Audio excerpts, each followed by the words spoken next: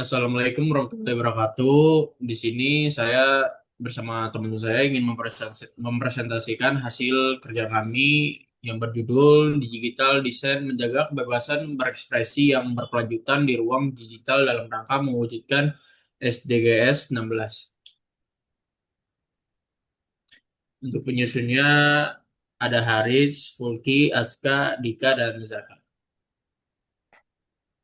Latar belakang masalah transformasi kebebasan berekspresi dari media konvensional ke platform digital, media seperti media sosial dan forum online. Berikutnya adalah munculnya fenomena digital design, ekspresi perlawanan terhadap isu sosial, politik, dan lingkungan melalui ruang digital. Dan ada relevansi dengan SDGs.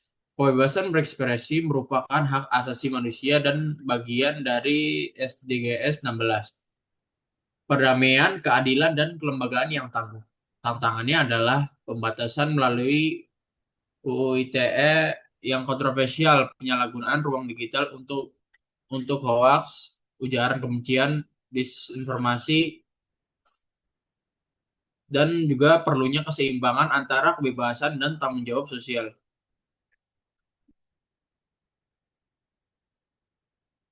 Berikutnya adalah tujuan penelitian. Mengapa topik ini penting? Di sini kami menganalisis bagaimana kebebasan berekspresi di ruang digital dapat menjaga secara keberlanjutan, menjembatani antara kebebasan berekspresi dengan prinsip keadilan, etika, dan perdamaian sosial.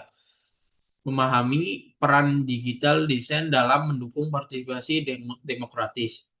Yang terakhir adalah memberikan rekomendasi untuk mewujudkan ruang digital yang inklusif, aman, dan berkeadilan. Di sini adalah metode penelitian kita, pendekatan kita adalah kualitatif dengan metode wawancara semi terstruktur. Dengan narasumber tiga akademisi dari program studi administrasi bisnis dan program studi manajemen bisnis telekomunikasi dan informatika. Teknik pengumpulan datanya adalah kita melakukan wawancara langsung.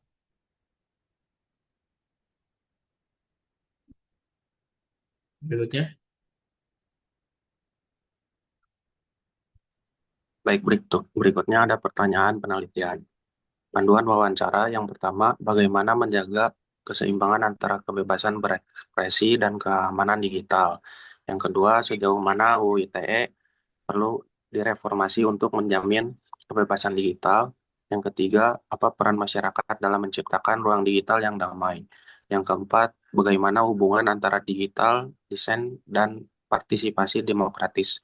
Yang kelima, apa dampak disinformasi terhadap kualitas kebebasan berekspresi.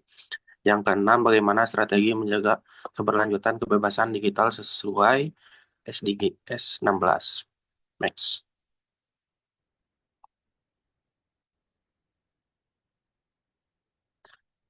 Selanjutnya, hasil temuan hak fundamental yang terbatas. Kebebasan bukan absolut.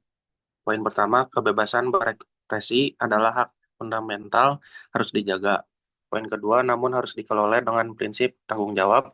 Poin ketiga, harus tunduk pada etika sosial, hukum, dan moral publik. Prinsip-prinsip kebebasan yang berkeadaban. Poin pertama, hak berbicara yang menghormati martabat orang lain.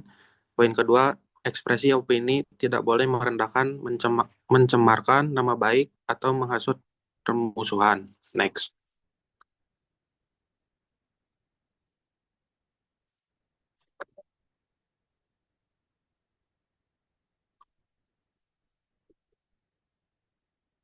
Hasil temuan dualisme media sosial.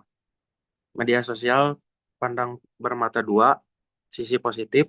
Poin pertama, memperkuat suara masyarakat dalam menuntut keadilan.